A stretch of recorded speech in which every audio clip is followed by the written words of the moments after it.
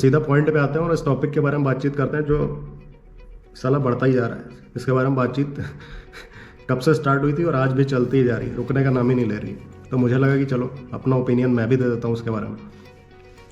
क्यों मैं अपना ओपिनियन दे देता हूँ ये बता देता हूँ मैं कि मैं एक सॉफ्टवेयर इंजीनियर हूँ जो 9 से 5 की नौकरी करता है। उसके अलावा मैं एक किक बॉक्सर हूँ। उसके अलावा मैं साइकिलिंग करता हूँ, स्विमिंग करता हूँ, रनिंग करता हूँ। बेसिकली एक ट्रैथलीट हूँ जो आयरन मैन वगैरह वाली रेसेस करता है। और अल्ट्रा मैराथन्स करता हूँ, अल्ट्रा ट्रेल रनिंग करता हूँ। तो मुझे लगता है कि शायद मैं भी एलिजिबल हूँ कि नो फैब की शक्तियों के बारे में बातचीत की जाए, कि ये इम्पोर्टेंट है भी कि समाज ने केवल इसका एक हवा हाइप बना रखा है। तो सबसे पहले मैं ये बताता हूँ कि समाज काम कैसे करता है, सोसाइटी काम कैसे करती है। सोसाइटी की पूरी कोशिश रहती है कि उस टॉपिक को उठाओ जनता के बीच से जिसमें लोगों का इंटरेस्ट है, उसके बारे में बातचीत करो, उसको एक कैंपेन स्टार्ट करो, एक मूवमेंट स्टार्ट करो। उससे पैसा भी मिलता है, पॉपुलैरिटी भी मिलता है, कोर्सेज बनाएंगे, उसको बेचेंगे। तो सोसाइटी का ये पूरा का पूरा खेल चलता रहता है। मैं इधर रहता हूँ फिनलैंड में। यहाँ मैंने कभी फूड ब्लॉगिंग जैसी बकचोदियाँ नहीं देखी। मतलब अच्छी होती हुई कोई दिक्कत नहीं है किसी को बताना कि कहाँ पे क्या बेहतर चीज़ें मिलती हैं, बट स्कैम बहुत ज़्यादा चलता है। तो यहाँ पे मैंने कभी नहीं देखा कि कोई फूड ब्लॉगर घूम रहा है या फिर कोई ये सब कर रहा है। इंडिया में ये चीज़ पीक पे चल रही है। क्यों चल रही है, अच्छी है बुरी है, इसके बारे में डिस्कशन नहीं करते हैं। मैं बता रहा हूँ कि सोसाइटी काम कैसे करती है। क्योंकि उनको पता है कि इंडिया में लोग जवान के जो हैं, उन्हें जो टेस्टी फूड है वो उनके लिए कितना इम्पोर्टेंट है। तो एक जो चीज़ें लोगों के लिए इम्पोर्टेंट है वो एक इम्पोर्टेंट टॉपिक बन गया। तो उसके बारे में जब आप इन्फॉर्मेशन दोगे तो जनता आपके साथ जुड़ती है। तो फिर फूड ब्लॉगर्स कितने ही पैदा हो गए, गली गली में फूड ब्लॉगर, गली गली में फूड ब्लॉगर। क्योंकि जो फूड है वो हमारे लिए एक बहुत इंपॉर्टेंट चीज़ है। और यहाँ फिनलैंड में लोगों को पता है कि food is the source of energy, it is not the source of enjoyment, it is not the source of entertainment. और इंडिया में पता है कि लोगों को कि आज तो मज़ा ही आ जाएगा खा के आज तो बिरयानी खा के मज़ा ही आ जाएगा। उनको मज़ा आ जाती है। अगेन अच्छा बुरा की बात नहीं कर रहा, सोसाइटी कैसे काम करती है इसके बारे में बातचीत करेंगे। तो फिर सोसाइटी ने पता किया कि यार पता करो कि और कौन से ऐसे टॉपिक हैं जो बहुत ही इंपॉर्टेंट हो सकते हैं और जिनमें बहुत ज़्यादा व्यूज़ और पैसा छापा जा सकता है। तो फिर पता किया तो पता चला कि लोग तो सेक्स के बारे में ही सोचते रहते हैं दिन रात, 24 घंटे। तो फिर उन्होंने कहा कि ये सही चीज़ है, नो फैब के बारे में डिस्कशन करता है। तो एक कैंपेन स्टार्ट हुआ, एक मूवमेंट स्टार्ट हुआ, लोगों ने बातचीत करना स्टार्ट हुआ। किसके बारे में बातचीत करता है, नो फैब के बारे में, कितना इंपॉर्टेंट है, इसकी शक्तियों के बारे में, या आपको कैसे शक्तिमान बना देगा, इसके बारे में बातचीत करता है। तो मैं कई सालों से देख रहा हूँ, जब भी यूट्यूब खोलता हूँ कि लोग इसके बारे में बड़ा मन लगा के, तन मन धन लगा के बातचीत कर रहा है। उन्होंने ज़िंदगी में क्या अचीव किया इससे, उसके बारे में बातचीत नहीं कर रहा। अपनी ताकतों का इस्तेमाल कैसे किया उसके बारे में बातचीत नहीं कर रहा है। उनका उद्देश्य क्या है ज़िंदगी में, उनका पर्पस क्या है ज़िंदगी में, उसके बारे में बातचीत नहीं कर रहा। 15 दिन से हिलाया नहीं है, इसके बारे में बातचीत कर रहा। तो मेरा मानना है कि एक आवारा सांड से लाख गुना बेहतर है काम करता हुआ बैल। इसका मतलब ये होता है कि एक दो इंसान है। एक इंसान सुबह उठता है और उसका कुछ उद्देश्य है ज़िंदगी में, उसका कुछ विज़न है, उसके लिए लग जाता है और दिन भर मेहनत करता है और शाम को सो जाता है। नो फैब जैसा उसका दिमाग में कुछ नहीं चलता है, उसका जो मन करता है कभी कभी जो कर लेता है। दूसरा आदमी क्या करता है, दिमाग में केवल नो फैब चलता रहता है, उद्देश्य कुछ नहीं है ज़िंदगी में। जब इन दोनों लोगों को आप 2-3 साल के बाद कंपेयर करोगे तो जो इंसान का विज़न क्लियर था, उद्देश्य स्ट्रॉन्ग था, पर्पस स्ट्रॉन्ग था, वो इस दूसरे वाले इंसान से बहुत ही आगे निकल चुका होगा। और ये तथ्य है, ये फैक्ट है, ये कोई मैं बकवास नहीं कर रहा हूँ, ये कोई बकैती नहीं कर रहा हूँ, ये तथ्य है। किसी गाड़ी में फ्यूल पूरा भरवा के आपको डेस्टिनेशन का पता नहीं, आपको अच्छी रोड का पता नहीं, आपको हाईवे का पता नहीं, आप लेके जंगलों में दौड़ाए पड़े हो गाड़ी अपनी फरारी, तो आपकी ज़िंदगी में बर्बाद होने के चांसेस बहुत ज़्यादा बढ़ जाते हैं इंस्टेंट आबाद होने से। तो बहुत बड़ा चांसेस है, अगर आपकी ज़िंदगी में उद्देश्य क्लियर नहीं है, कोई पर्पस स्ट्रॉन्ग नहीं है, तो ये चीज़ें आपको बर्बादी की तरफ ले जा सकती हैं।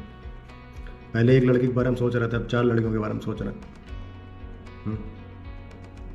तो वो इंसान केवल 2 साल के बाद, 3 साल के बाद जो नो फैब कर रहा था, हाथ में नो फैब पकड़ के बैठा रहेगा। दूसरा इंसान जो किसी काम पर लगा हुआ था, इन चीज़ों के बारे में नहीं सोच रहा था, वो उससे कई साल आगे निकल जाएगा वो उससे रियलिटी में। और उससे बड़ी दुख की बात यह है कि आजकल हमारे धर्मगुरुओं का मतलब केवल एक धर्म से बातचीत नहीं कर रहा हूँ, क्योंकि मैं हिंदू हूँ इसलिए नाम धर्मगुरु ले रहा हूँ। हिंदू, मुस्लिम, सिख, ईसाई, हर किसी ने ये टॉपिक पिकअप कर लिया है। लोगों ने इसको, किसी ने सेंसस से रिलेट कर दिया, इंद्रियों से रिलेट कर दिया। उन्होंने बताया कि हम इससे कैसे आप शक्तिमान बन जाओगे, आपकी ज़िंदगी अपने आप बेहतर हो जाएगी, ये हो जाएगा, फलाना हो जाएगा। साइंस से रिलेट कर दिया, क्या क्या रिलेशन लोगों ने पैदा कर दी।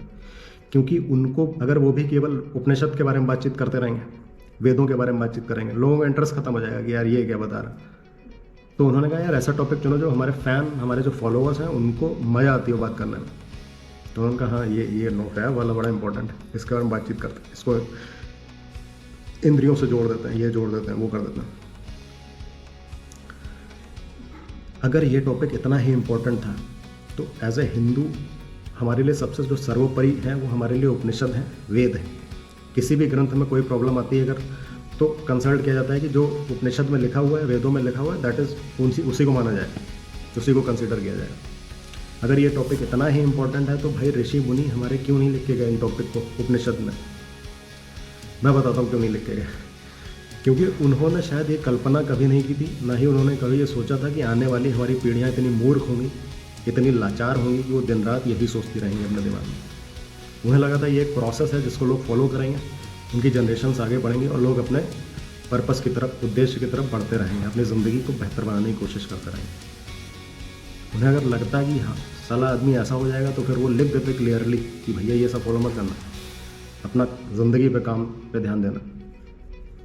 बट उन्हें नहीं पता था कि ऐसी भी जनरेशन आएंगी। मैं इसलिए ये सब चीज़ों के बारे में बातचीत कर रहा हूँ क्योंकि जब हम लोग रेस करते हैं, 23 घंटे जंगलों में दौड़ा हूँ मैं, 23 घंटे पहाड़ों पे, जंगलों में, 110 किलोमीटर, 120 किलोमीटर। नी इंजर्ड हो गई है, एक नी सूज गई है, फूल गई है क्योंकि स्लिप हो चुके हैं। 40 किलोमीटर बचा हुआ है अभी। एक टांग पे लथड़ के दौड़ रहे हैं, कंप्लीट कर रहे हैं कि किस तरीके से कंप्लीट कर दें। उस समय नोफैब की वजह से कंप्लीट नहीं कर रहा हूँ मैं, ये नोफैब याद आ रहा है मुझे।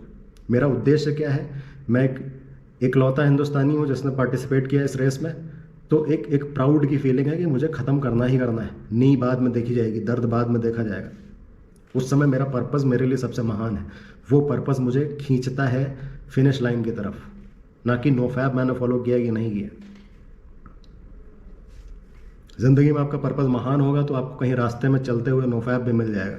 ये सब बाई प्रोडक्ट है, ये सब उद्देश्य नहीं है ज़िंदगी का। नोफैब को फॉलो करते करते आप अनकॉन्शियसली अपने दिमाग में कॉन्टिन्यूस मास्टरबेट करते ही रहते हो, आपको पता नहीं चलता है।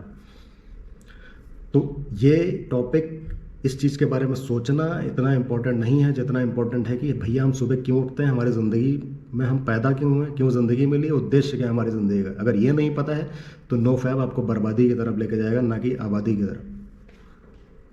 आबादी तो बढ़ ही रही है। तो इतना समय जो इस पे वेस्ट कर रहे हो, उतना समय वेस्ट करो कि भैया हमें करना क्या है ज़िंदगी में, वो मिल जाएगा। तो ये चीज़ें कारगर साबित होंगी आपके लिए, नो डाउट अबाउट इट। पहली चीज़ कि ना मैं इसका समर्थक हूँ, ना मैं इसका विरोधी हूँ। जब आपकी ज़िंदगी में बेहतर विज़न होगा, आपको पता होगा, डायरेक्शन क्लियर होगा, तो ये सब आपको महीनों निकल जाएंगे, आपको याद ही नहीं आएगा कि ये सब क्या होता क्या है हमारी ज़िंदगी में। इस नाम का भी कोई टॉपिक होता है। जब आपकी ज़िंदगी में कोई उद्देश्य नहीं, कुछ पता नहीं, कहाँ जाना है कुछ पता नहीं, तो दिन रात यही सोचेंगे कि आज 7 दिन हो गए, 8 दिन हो गए। हाँ, सो थैंक्स फॉर वॉचिंग। कुछ और चीज़ों पर डिस्कस करेंगे ऐसे ही।